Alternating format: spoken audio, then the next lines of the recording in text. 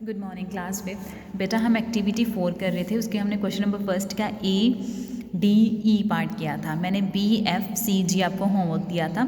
कल हमने new method सीखा था, find the LCM by the prime factorisation method. ये प्राइम फैक्टराइजेशन मेथड के अकॉर्डिंग था, मीन्स अलग अलग करके करना था। अब हम इसका H पार्ट करेंगे 12, 18, 24 एंड 36। इसको कैसे सॉल्व करना होता है?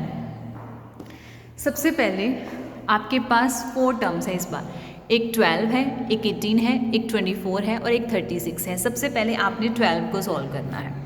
12 को सॉल्व किया, 2 6 ज़ा 12, 2 3 ज़ा 6, 3 1 ज़ा 3, ये सॉल्व हो गया। अगेन 18, 2 9 ज़ा 18, 3 3 ज़ा 9, 3 1 ज़ा 3, ये भी सॉल्व हो गया। नेक्स्ट है 24, 2 12 ज़ा 24, 2 6 ज़ा 12, 2 3 ज़ा 6, 3 1 ज़ा 3, ये भी सॉल्व हो गया। नेक्स्ट है आपका लास्ट है 36, 2 18 ज़ा 36, 2 9 ज़ा 18, 3 3 ज़ा 9 एंड 3 1 ज़ा 3, ये हो गया आपका सॉल्व। आपने सबसे छोटे टेबल से स्टार्ट करना था।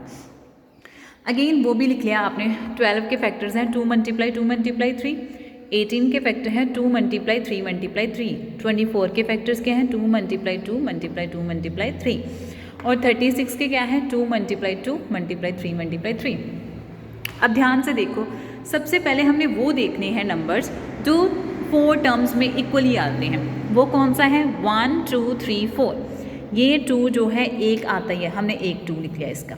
क्लियर? 1 2 3 4 4 सभी में आ रहे थे, हमने उसका एक 2 लिख लिया।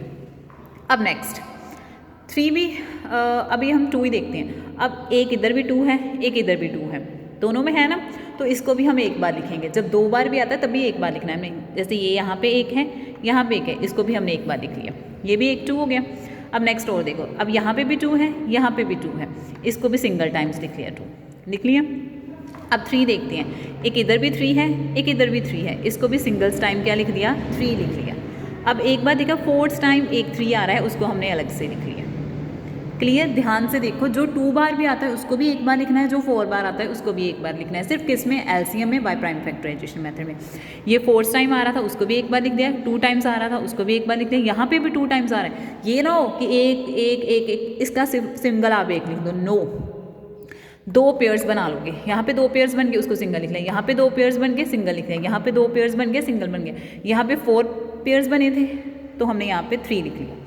अब इनको मल्टीप्लाई करें, 2 2 ज़ा 4, 4 2 ज़ा 8 एंड यहाँ पे लिख लिया 8 मल्टीप्लाई 3 3 ज़ा 9, 8 9 ज़ा कितना होता है? 72। तो एलसीएम कितना आया है? 72। क्लियर? ये था आपका H पार्ट। 12, 18, 24, 36 के आपने एलसीएम फाइंड आउट करना था by prime factorisation method. Okay, अब है question number 2, find the LCM of the following number by common division method. कहते हैं कि अब आप एलसीएम फाइंड आउट करो लेकिन कॉमन डिवीजन मेथड के अकॉर्डिंग। कॉमन डिवीजन मेथड है, जैसे आपके पास 2 टर्म्स हैं 54 एंड 77, इसको आपने कॉमनली भेजना है किसी भी टेबल पे, ठीक है। इसका भी BCFG आप होमवर्क करोगे, ADEH में खुद करवाऊंगी, ठीक है। सबसे पहले हम स्टार्ट करेंगे A से। 55 और 77 है, इसका आपने एलसीएम निकालना है लेकिन बाय कॉमन डिवीजन मेथड के अकॉर्डिंग। वो कैसे अभी सॉल्व करेंगे तो पता चल जाएगा। ओके, तो आपके पास है find the LCM bye common division method. सबसे पहले आपके पास 2 टर्म्स आनी है 55 एंड 77। आपने इसको जॉइंटली करना है सॉल्व। जॉइंटली सॉल्व ऐसे करना है कि अगर 11 है, जैसे सपोज कर लो ये 55 और 77 है, वैसे 5 के टेबल पे भी जाएगा लेकिन ये दोनों सिंगल एक ही टेबल पे चले जाते हैं, वो है 11। 11 5 से कितना होता है 55 एंड 11 7 से कितना होता है 77। तो हमने यहाँ पे लिख दिया 5 एंड 77। चलो ये मैं आपको साथ साथ में सॉल्व करवाती हूँ। ओके, 11 5 से कितना हो गया 55 एंड 11 7 से 77। अब देखो यहाँ पे है 5 और यहाँ पे है 7, दोनों प्राइम नंबर्स हैं, ये सिर्फ अपने अपने टेबल पे ही जाएंगे। तो सबसे पहले हमने 5 पे भेज दिया, 5 1 ज़ार 5 और 7 सेम एज इट इज़ ऐसे लिख लिया जो जैसे ऊपर आ रहा था। अब क्या है, अब हमने देखना है कि 7 किसके टेबल पे जाता है। 7 भी प्राइम नंबर्स है, 7 1 ज़ार 7, तो ये ऑलरेडी 1 नीचे था, तो ये हो गया सॉल्व। 5 7 एंड 5, तो हमारा एलसीएम क्या आएगा 11 मल्टीप्लाई 5 मल्टीप्लाई 7। 11 को 5 के साथ मल्टीप्लाई करेंगे तो 55 आएगा, 55 को 7 के साथ मल्टीप्लाई करेंगे तो 385 आएगा। क्लियर? ऐसे सॉल्व करना है, इनको जॉइंटली सॉल्व करना है। जब आपका कॉमन डिवीजन मेथड आएगा कि कॉमन डिवीजन मेथड के अकॉर्डिंग एलसीएम निकालो, तो आपने ऐसे निकालना है ओके, नेक्स्ट और सॉल्व करेंगे तो अच्छे से क्लियर होगा। ओके, सबसे पहले है आपके पास 72 एंड 96, इसका एलसीएम निकालेंगे। 72 बीच में हाइफन डाल दो, 96। सबसे पहले इसको 2 के टेबल पे भेजेंगे। 2 36 आर 72 एंड 2 48 आर 96, यही होता है। 2 36 आर 72 एंड 2 48 आर 96। अब अगेन 2 पे भेजेंगे। 2 18 आर 36 एंड 2 24 आर 48, दोनों चलेंगे। अब अगेन 2 पे चले जाएंगे। 2 9 आर 18 एंड 2 12 आर 24। अगेन 2 पे चले जाएंगे। 9 तो जाता नहीं 2 के टेबल, तो 9 एज इट इज़ आ जाएगा। एंड 2 6 आर 12, ये हो गया। 2 6 का कितना होता है 12। अगेन 6 है, इवन नंबर्स हैं, 2 के टेबल पे चले जाएंगे।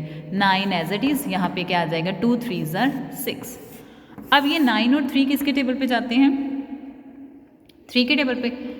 3 3 आर 9 एंड 3 1 आर 3। अगेन 3 रह गया अब यहाँ पे 3 1 आर 3।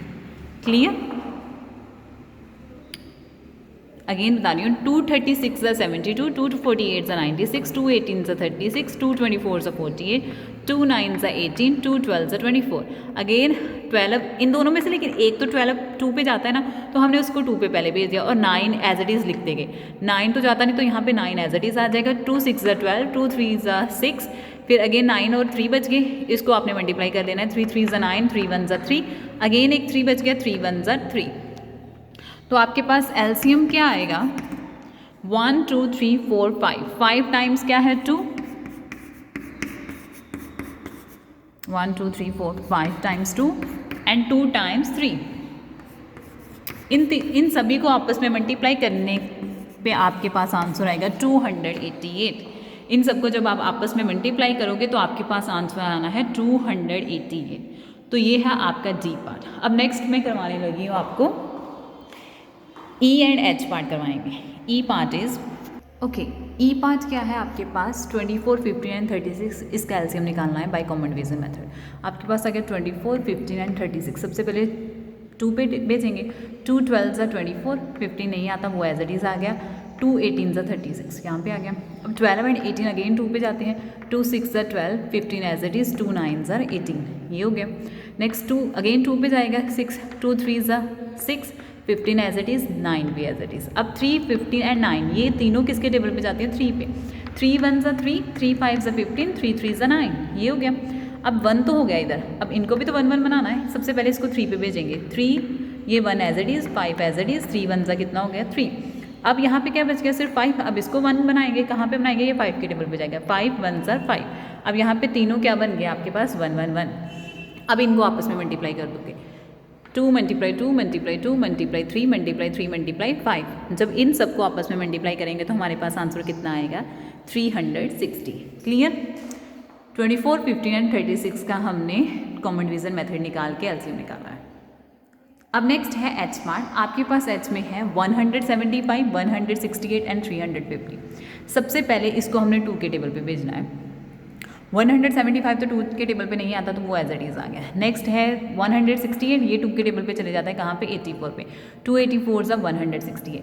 अब नेक्स्ट है 350, ये कहाँ पे जाता है? 2 175 सा 350। अब यहाँ पे सेम एज इट इज़ है। 84 अगेन 2 के टेबल पे चले जाएगा, ये 2 के टेबल पे नहीं जाता, तो वो एज इट इज़ लिख दिया। 242 सा 84, वो एज इट इज़ आ गया। 175 भी आ गया। अब हम फिर अगेन 42 है, ये 2 के टेबल पे चले जाएगा। 2 21 सा 42, 175 एज इट इज़ आ गया। अब ये 3 के टेबल पे चले जाएगा। 3 ये तो नहीं जाएगा, 175 तो एज इट इज़ आ जाएगा, लेकिन 3 7 सा कितना होता है? 21, वो लिख लिया। 175 भी ऐसे आएगा। अब इसको 5 के टेबल पे भेजेंगे। 5 35 सा 175, 7 तो नहीं जाता, 7 एज इट इज़, एंड 5 35 सा 175। अब देखो ये तीनों जो है वो 7 के टेबल पे जाते हैं। 7 5 सा 35, 7 1 सा 7 एंड 7 5 सा 35। अगेन अब यहाँ पे 5 5 एक 1 बन गया। अब इनको भी 1 1 बनाना है, कहाँ पे जाएगा? वो 5 पे। 5 1 सा 5, 5 1 सा 5। अब तीनों यहाँ पे क्या बन गए? 1 1 1। क्लियर? ध्यान से देखना, कोई स्टेप स्किप मत कर जाना। तो एलसीएम क्या आएगा? 2 multiply 2 multiply 2 multiply 3 multiply 5 multiply 7 multiply 5। जब इन सबको आपस में मल्टीप्लाई करेंगे तो हमारे पास आंसर आएगा 4200। क्लियर? तो ये आज आपने सीखा है find the LCM by common division method. Common division method मतलब जब आप इन सबको जॉइंटली करोगे, ठीक है। पहले प्राइम फैक्टराइजेशन मेथड था, वो था सेपरेटली करते थे, और कॉमन डिवीज़न मेथड के अकॉर्डिंग आप जॉइंटली करते हो। अब इसके 2 प्रॉब्लम सोल्व हैं, 3rd एंड 4th, वो हम कल कर लेंगे, और साथ में कल हम न्यू एक्सरसाइज स्टार्ट करेंगे, activity 5। Clear? So thank you so much, have a nice day.